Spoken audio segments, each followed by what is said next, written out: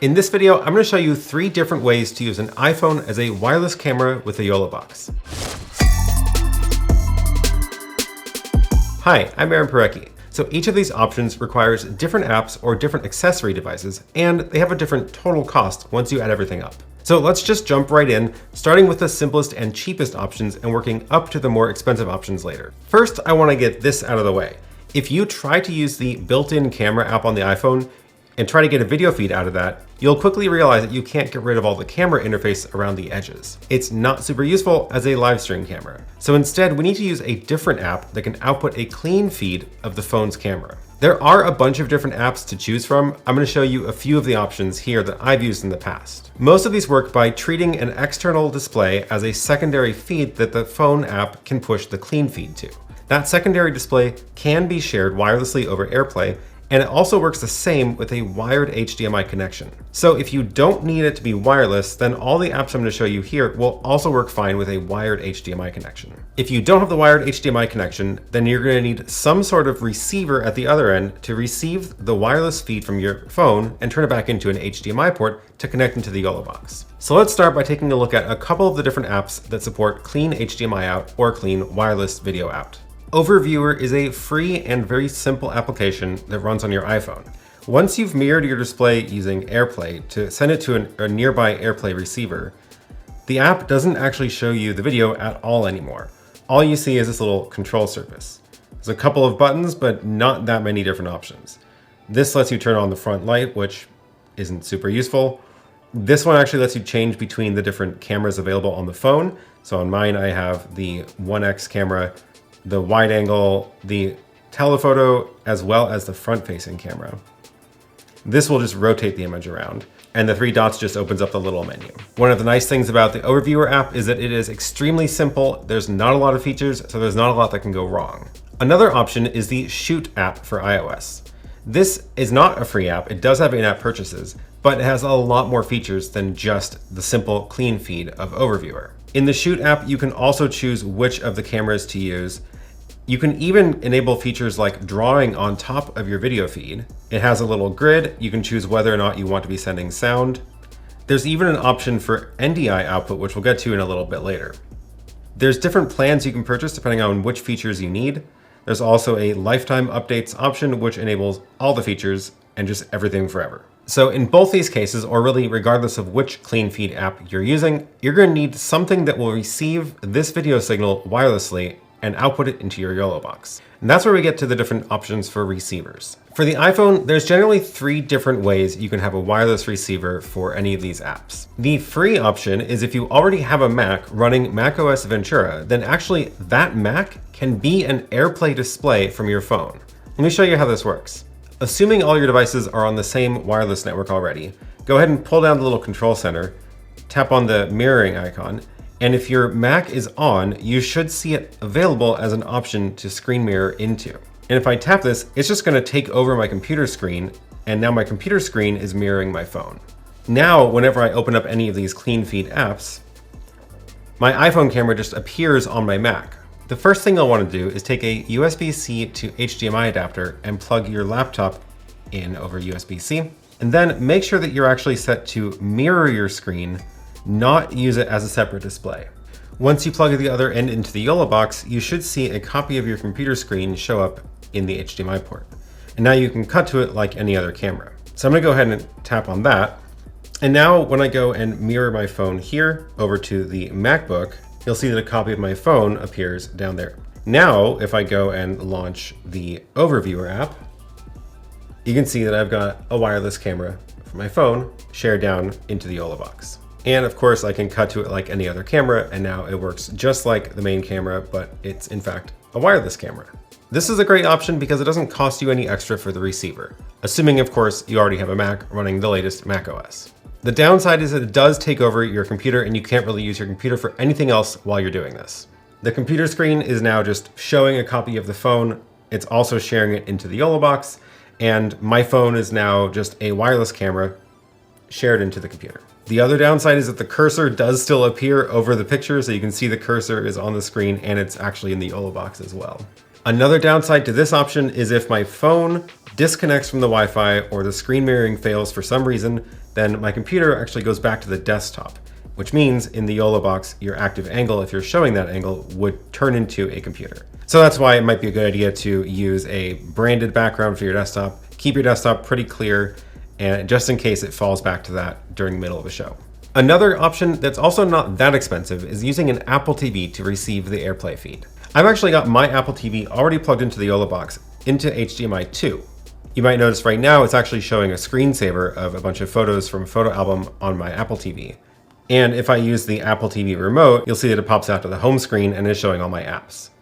So similar to the problem with the computer, if you do lose your connection to the Apple TV will pop back to the home screen. So just make sure there's nothing there that you don't want people to see if it happens to show on the stream. But otherwise, this works the same way.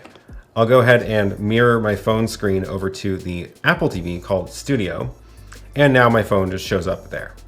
And then exactly the same idea as before, once I open up any of these apps, Overviewer or Shoot, my phone app is just mirrored right into the Apple TV, which is now plugged in over HDMI into the YoloBox. Same idea, it just means I'm not using my computer as the receiver. I'm instead using a dedicated device, the Apple TV.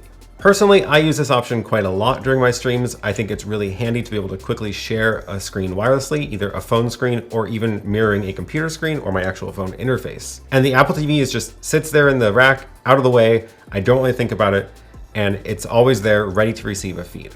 As far as cost goes, the Apple TVs are not super expensive. The Wi-Fi one is $129 and the Ethernet one is $149.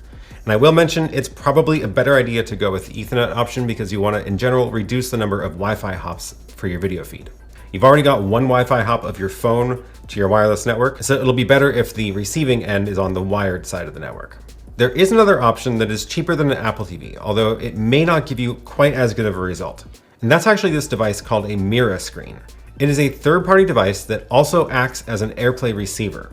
The one I'm using is actually a couple of years old, but there's a couple newer models that work basically the same way. I'll leave links to all these down below in the description, of course. The Mirascreen works slightly differently from the Apple TV. It's just this little dongle that looks like a Chromecast. It actually has a lot of similar features to a Chromecast.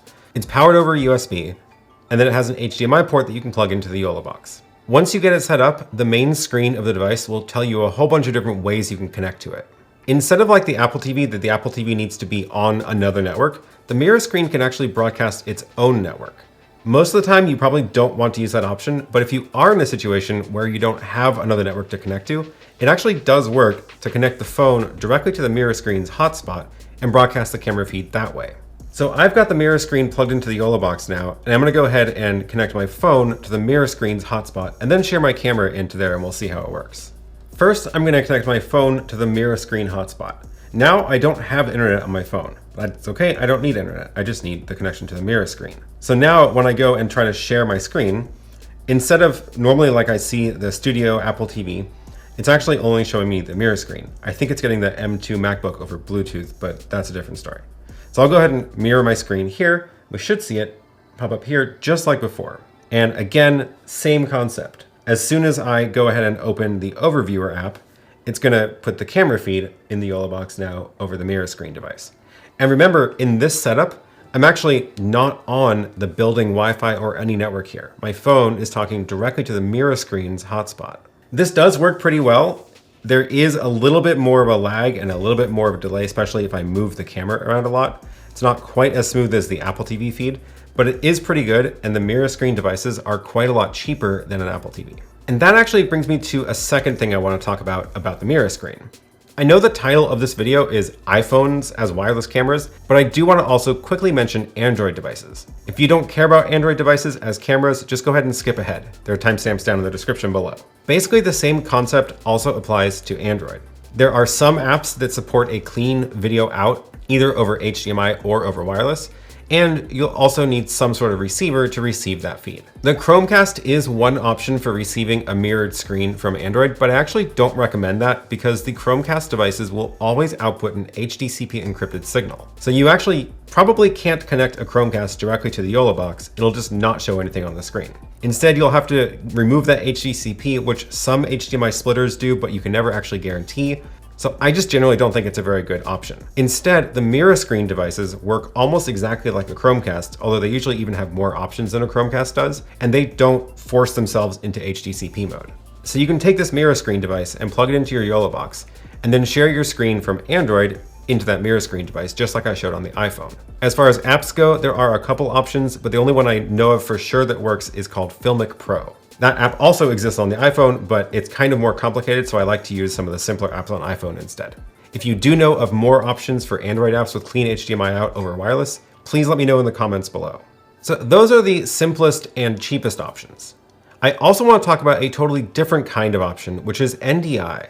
NDI is a network protocol for moving video around a network. This is a bit more advanced than just using AirPlay, and it requires more thought put into your network layout. For example, you're going to want to make sure that you're using a relatively new Wi-Fi router that supports the latest Wi-Fi protocols, since the bandwidth required by NDI is pretty high. NDI also definitely works better over a wired connection, so you should at least try to make sure that your receiver is hardwired to your network. This will be better if your phone is also wired into the network, but of course this is all about wireless phones, so we'll see if we can make it work anyway. But nothing about the setup changes depending on whether the phone connection is wired or wireless, as long as it's all on the same network. So I'm going to go through a few options of what's available on iPhone for receiving and sending NDI feeds. On the app side of things, the app I showed you earlier called Shoot also supports NDI if you get one of the paid options. Another option is the app called NDI HX Camera. This app just starts right up into a picture showing the camera out of the iPhone. There are a couple of options here. You do get a couple of settings like choosing what speed of NDI feed you want to send, as well as whether to send audio, and you can change between the front and the back camera. I don't see options for choosing the other cameras in this phone though. Once your NDI camera is on the network, then you can receive it from any NDI receiver. And that takes us to the two NDI receivers I want to talk about, an Apple TV and the BirdDog Play. So let's start with the Apple TV. Again, you'll need to buy an Apple TV, which is either $129 for the Wi-Fi version or $149 for the Ethernet version, or you can find an older generation one, which probably will work fine. In addition to the Apple TV itself, you'll then also need to buy the NDI receiver application. This is not a cheap application, it is $99, but it does work great. So I've got the Apple TV connected into my YoloBox here, and I can scroll down and select the NDI app. It's called NDI Monitor TV. If I choose that, it brings me to this sort of home screen, and now I can tap my remote, and this will show me the NDI sources available on the network. Of course, my phone has to be back on the studio Wi-Fi, so let's go ahead and do that. The app will remember the previous source you used and automatically show it if it's available. So I can tap on the PK phone, NDI HX camera, and that's showing the feed from my wireless camera. So now you see the YoloBox is just showing the live feed from my iPhone camera, which is just sitting off to the side here.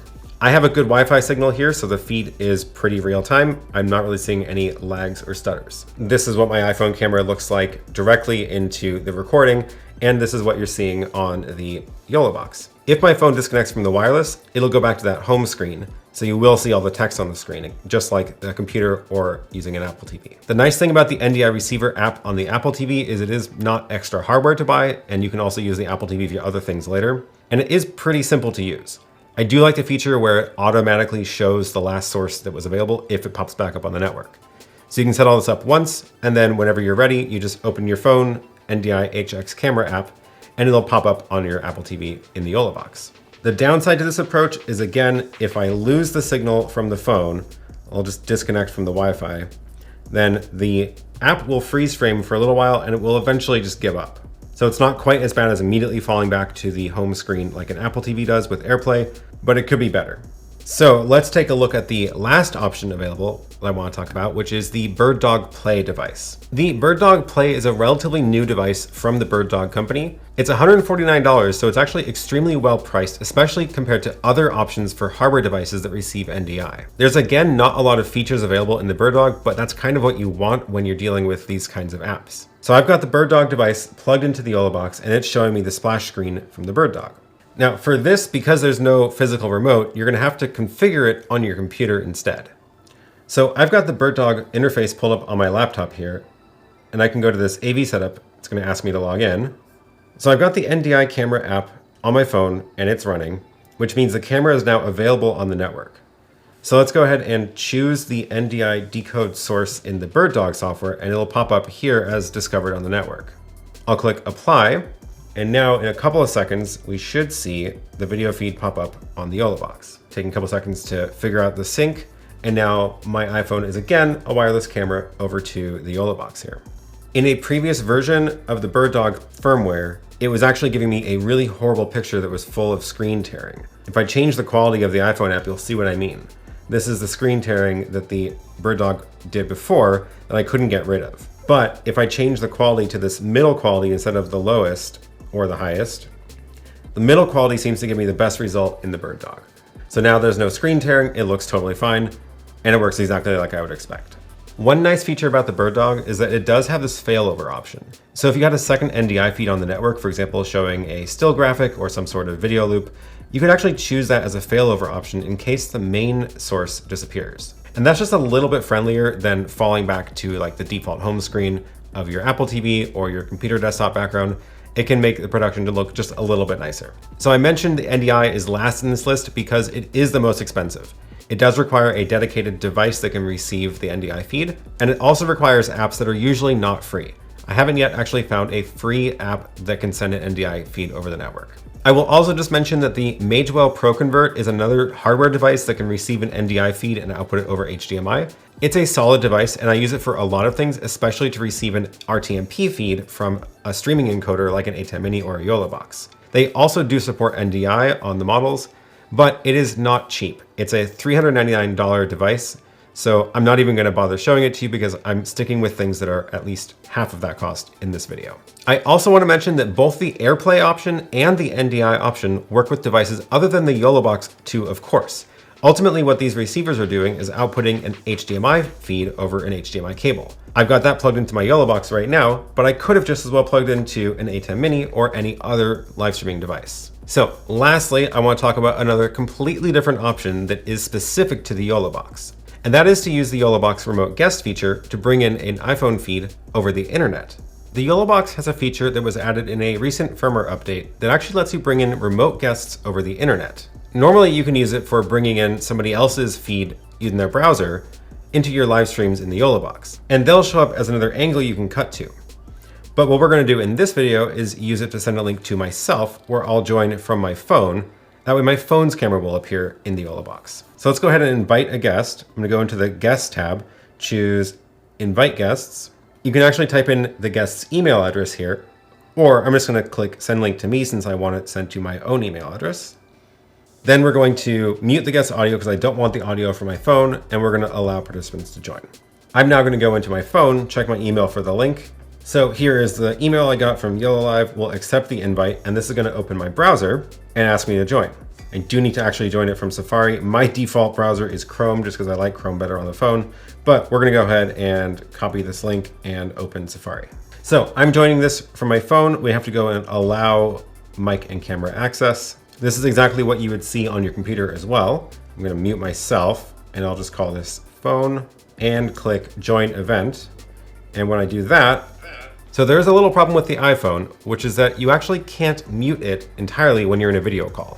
Literally not an option on the iPhone. I found a bunch of Apple support issues, people trying to do exactly this.